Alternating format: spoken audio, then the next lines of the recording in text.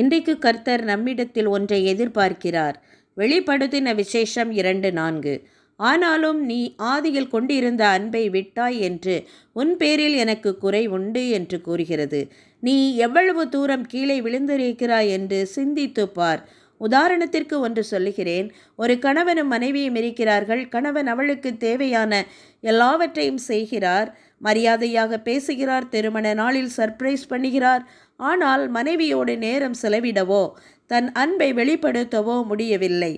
ஆனால் அவர்களது உறவு நீடிக்கிறது. இங்கு ஒன்று மறைந்துவிட்டது, அன்பு. பல விசுவாசிகளும் தேவனோடு உள்ள உறவில் அத்தகைய நிலையை அடையக்கூடும்.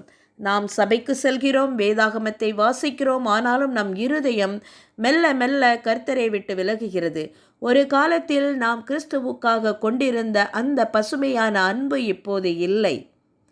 நம்மிடத்தில் வழக்கமான ஜெபம் இருக்கிறது, வேதம் வாசித்தல் இருக்கிறது. இவைகளை எல்லாம் நாம் கடமையாக தொடர்ந்து செய்கிறோம்.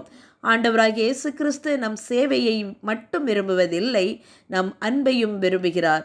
அவருடைய அழைப்பு எளிமையானது. நீ இன்ன நிலைமையிலிருந்து விழுந்தாய் என்பதை நினைத்து மனம் திரும்பு என்பதுதான். நம் இருதயம் இயேசுவிடம் திரும்பும் போதுதான் மிகப்பெரிய ஆவிக்குரிய எழுப்புதல் தொடங்குகிறது. ஆமேன். ஜெபம். ஆண்டவராகிய இயேசுவே, உம்மீது உள்ள ஆதி அன்பை எங்களுக்குள் கொண்டு வருவீராக.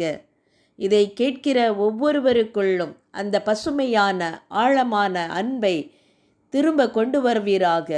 இயேசு கிறிஸ்துவின் நல்ல நாமத்தில் கேட்கிறோம் பிதாவே. ஆமேன்.